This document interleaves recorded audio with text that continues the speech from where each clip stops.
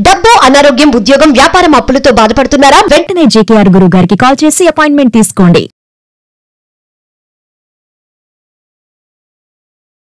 నమస్తే, welcome to Suman TV. ప్రస్తుతం మనతో పాటు law of attraction, money and life coach అయిన, అంతేకాకుండా ప్రశ్న శాస్త్రం, హస్త సాముద్రిక, ఇంకా పుట్టుమచ్చల శాస్త్రం ద్వారా జ్యోతిష్యం చెప్పబడే బహుముఖ ప్రజ్ఞాశాలి డాక్టర్ బ్రహ్మశ్రీ జేకేఆర్ గురుగారు ఉన్నారు. వీరితో కొన్ని విషయాల్ని మనం ఈరోజు చర్చిద్దాం.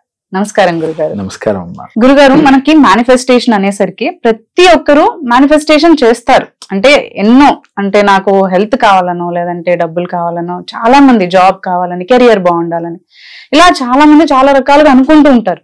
కానీ అనుకున్నది ప్రతి ఒక్కటి అందరికీ జరగదు. అవునమ్మా. అలా అనుకున్నది కూడా, అంటే మనం ఏమనుకుంటున్నాం అది మంచిగా మేనిఫెస్టేషన్ అవ్వాలంటే మనల్ని మనం ఎలా మార్చుకోవాలి అని అంటారు? మంచి క్వశ్చన్ అడిగారమ్మా. వాస్తవంగా మనం యూనివర్స్ దగ్గరికి వెళ్ళి డబ్బు కావాలి, ఆరోగ్యం కావాలి, లేకపోతే ఇల్లు కావాలి, కారు కావాలి అని అడుగుతా ఉన్నాం. కరెక్ట్. సరే, యూనివర్స్ ఇవ్వటానికి సిద్ధంగా ఉందమ్మా. కానీ అందుకునే స్థితిలో మనం ఉన్నామా అంటే, భగవంతుడు వరమిచ్చినప్పటికీ మనం తీసుకునే స్థితిలో ఉన్నామా లేదా అని మనం క్వశ్చన్ చేసుకోవాలి.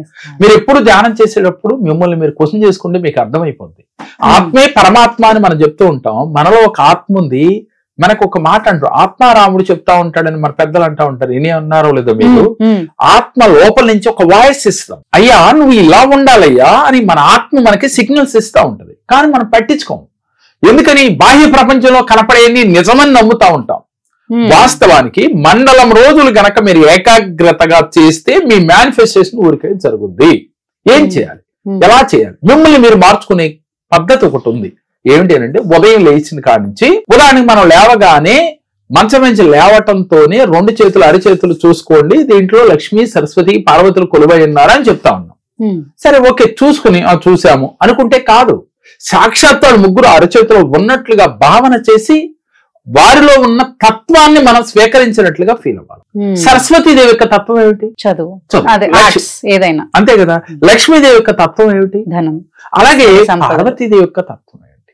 ఈ ముగ్గురు యొక్క తత్వాలని మనం స్వీకరించి ఈ రోజల్లా అదే తత్వాలతో ఉండాలి అని భావన చేయాలి. వేడి చూసుకుని, ఈ చేతులు చూసుకుని అలా చేసి భూదేవికి నమస్కారం చేయండి అని. భూదేవికి పంచభూతాలలో ఒకటైన భూదేవికి నమస్కారం చేసి, భూతత్వంలో ఉన్నదేమిటి, భూమాతకు ఉన్నదేమిటి అంటే ఓర్పు, సహనం. ఆవిడ దగ్గర నుంచే మనం నేర్చుకోవాలి. తల్లి గర్భంలో 9 నెలలే ఉంటే భూమి మీద మనం పుట్టిన కానించి పోయే వరకు భూమి మీదే ఉంటామే. అటువంటి భూదేవి నుంచి మనం నేర్చుకున్నది అదే. అంటే నువ్వు మారాలి. ఏం మారాలి అంటే ఇదే మారాలి. భూదేవి దగ్గర నుంచి మనం శాంతం, అంటే సహనం, ఓర్పు ఇవన్నీ తెచ్చుకో. ఆ తర్వాత ఏం చేయాలి? మీరు బ్రష్ చేస్తారు. బ్రష్ చేసేటప్పుడు కూడా మనం ఎలా చేస్తున్నామని దాంట్లో ఆ స్థితిలో ఉండి ఆనందంగా చేయాలి. ఒక్కరన్నా బ్రష్ చేసేప్పుడు ఏంటి అంటే, ఏదో బిజీ లైఫ్ లో కంగారుగా బ్రష్ లోపల పెట్టి గబగబా తోమేసి వెళ్ళిపోతా ఉన్నామే. అసలు నువ్వు బ్రష్ చేస్తా నీ పొళ్ళు ఏ విధంగా ఉన్నాయి, నీ తోమేటప్పుడు నీ స్థితి ఎలా ఉండదని ఎప్పుడన్నా గమనించారా? అంటే వాస్తవంగా తక్కువ మంది అమ్మా అలా చేసేది. తర్వాత నువ్వు వాటర్ తాగావు, లేక టిఫిన్ చేసావు, అన్నం తిన్నావు, నువ్వు ఉన్న ప్రతి స్థితిని నువ్వు గమనించాలి. గమనిస్తే దాంట్లో ఉన్న ఆనంద స్థితిని నువ్వు తెలుసుకోగలుగుతావు. ఉదాహరణకి నువ్వు ఉదయం బెడ్ నుంచి లేసావంటేనే నీ జీవితంలో ఒక మిరాకిల్ జరిగింది. ఎలా?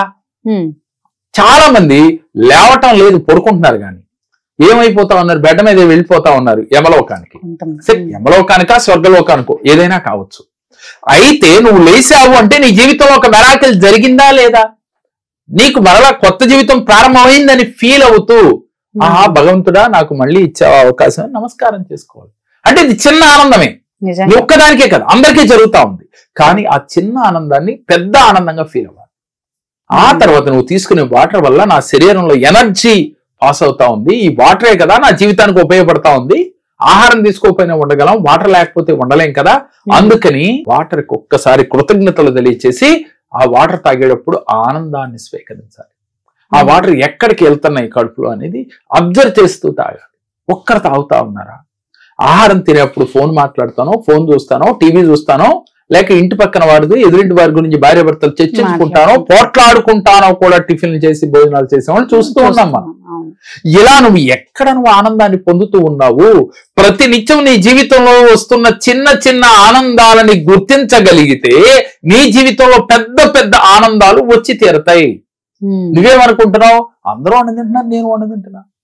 అందరూ వాటర్ తాగుతున్నారు, నేను వాటర్ తాగుతున్నా. అందరూ నడుస్తున్నారు, పొద్దున లేసి నేను లేచాను. అసలు అది కూడా ఆలోచించట్లేదు. ఏదో ఆలోచించుకుంటా తాగుతారు, తింటారు, ఏదో వెళ్ళిపోతూ ఉంటారు. జీవితం నడిచిపోతుంది అనుకున్న వాళ్ళందరికీ మేనిఫెస్టేషన్ జరగదు. నువ్వు ఎవరైతే నాకు మేనిఫెస్టేషన్ జరగట్లేదు అనుకున్నారో ఒక మండలం రోజులు కానీ లేక 90 days కానీ, మండలం రోజులు అంటే 41 రోజులు, 41 days ఆర్ 90 days. మీరు 41 రోజుల్లో మీకు క్లారిటీ వస్తుంది, లేదంటే 90 days వరకు మీరు ఏం చేయాలి? ప్రతిరోజు ప్రతిదీ అబ్జర్వ్ చేస్తూ చిన్న ఆనందాన్ని, సపోజ్ మీ మిస్సెస్ మీకు టిఫిన్ బాగా అందంగా అంటే అది ఎలా రుచిగా చేసి పెట్టేది, అప్పుడు దాని గురించి ఆవిడకి థ్యాంక్స్ చెప్పాలి, చాలా బాగుంది అని ఫీల్ అవుతూ తినాలి. ఆవిడకి చెప్పాలి కృతజ్ఞతలు. ఎప్పుడైనా చెప్పారా? అలాగే మీ భర్త ఏదైనా బయట నుంచి వస్తా మీకు అనుకున్నది ఏదైనా తీసుకొచ్చాడు, అది చిన్నదే అవ్వచ్చమ్మా. అసలు మీరు ఏదో అనుకున్నారో తెచ్చారాయన, అది చిన్నది అవ్వచ్చు, కానీ దానికి మీరు ఇదేగా తెచ్చింది మా డైమండ్ నెక్లెస్ తేలేదుగా అనుకుంటున్నాం, కానీ చిన్నదైనా తెచ్చారని ఆనందపడ్డారా? ఆ స్థితి మీకు వస్తే డైమండ్ నెక్లెస్ వస్తుంటాను. చిన్న ఆనందాన్ని గుర్తించినాడు మా ఆవిడ చిన్నది తెస్తే ఇంత ఆనందపడింది, రెండోసారి ఇంకా ఆనందింప చేయాలని భర్తలో ఆలోచన కలుగుతుంది. మీరు దీన్ని ఆనందించబోబా, ఇదెందుకు తెచ్చావయ్యా, ఇంకోటి తెప్పావా అనగానే అసలు ఈవిడికి ఏది తెచ్చినా అనవసరం లేదు కాబట్టి అనవసరం ఆవిడే కొనుక్కొని అని అనుకుంటాడా భర్త? మీరు ఎన్ని కూరలు వండి పెట్టినా నచ్చట్లేదు, ఉప్పు ఎక్కువైందో పప్పు ఎక్కువైందో అని చెప్తా ఉంటాడు, కారం ఎక్కువైందని. అప్పుడు మీకేమనిపిస్తుంది? ఏది వండినా ఇంతే నీరుగా ఉంటాడు, ఇంట్రెస్ట్ ఉండదు. అందుకని ప్రతి చిన్న ఆనందాన్ని కూడా మీరు గుర్తించి దాన్ని వాళ్ళకి ఎదుటి వారికి కృతజ్ఞత తెలియజేస్తే, మీరు ఆ కృతజ్ఞత భావం పెరిగితే, గుర్తించే శక్తి వస్తే, ఉదయం లేచిన కానీ సాయంత్రం పడుకునే వరకు పంచభూతాలకి కృతజ్ఞత చెప్పాలి. వాటి వల్ల మీరు ఎలాంటి సహాయం పొందుతున్నారు, భార్యకి, పిల్లలకి, ఇంట్లో ఉన్న వారికి, మీ బంధువులకి, ఇరుగు పొరుగు వారికి, అంటే ఎవరితో అయితే ఆ రోజు మీరు ట్రావెల్ అవుతా ఉన్నారో వారందరి జీవితాల్లో మీకు జరిగిన చిన్న చిన్న ఆనందాల వాళ్ళ వల్ల అది గుర్తించి వాళ్ళకి కృతజ్ఞత, మీరు దానికి ఆనందపడతాం. ఇలా 41 రోజులు లేక 90 రోజులు చేస్తే మీ జీవితంలో మేనిఫెస్టేషన్ ఈజీగా జరుగుతుంది. కాబట్టి ఈ స్థితిలోకి మీరు రావాలి. మీరు అద్భుతంగా మేనిఫెస్టేషన్ చేయాలి, విజువలైజేషన్ చేయాలి అంటే మీరు ముందు ఇది చేసిన తర్వాత యూనివర్స్ని అడగండి. యూనివర్స్ తప్పకుండా ఇచ్చి తీరుతుంది. ఇప్పటి వరకు తప్పు చేస్తే గనక మార్చుకునే ప్రయత్నం చేయండి. మీ జీవితంలో అద్భుతాలు సృష్టించి తీరుతారు. అలాగే గురుగారు చాలా చక్కగా వివరించారు. సో చూసారు కదా, మీకు కూడా ఏమన్నా జాతకాల పట్ల ఏమన్నా దోషాలు ఉన్నా కానీ, లేదంటే ఏదైనా ప్రాబ్లం మీరు ఫేస్ చేస్తున్నారు, గురుగారిని కాంటాక్ట్ అవ్వాలి అని అనుకుంటే స్క్రీన్ పైన మనకి నంబర్స్ ఉంటాయి. నంబర్స్ కి మీరు కాల్ చేసి అపాయింట్మెంట్ తీసుకుని గురుగారితో మాట్లాడే అవకాశాన్ని మీరు పొందొచ్చు. Thank you. మా పాప వివాహ సంబంధం గురించి జేకే సార్ గారి దగ్గరికి వచ్చాము. ఆయన చెప్పిన రెమెడీస్, మంత్రాలు మేము ఉపయోగించాము. 3 నెలల లోపల అనుకున్న సంబంధం కన్నా ఒక గొప్ప సంబంధం రాగలిగింది. 3 నెలల లోపల మా సమస్యలన్నీ పరిష్కారం అయ్యి ఒక మంచి సంబంధం వచ్చి నేను అనుకున్న స్థాయి కన్నా మంచిగా చేయగలిగాను.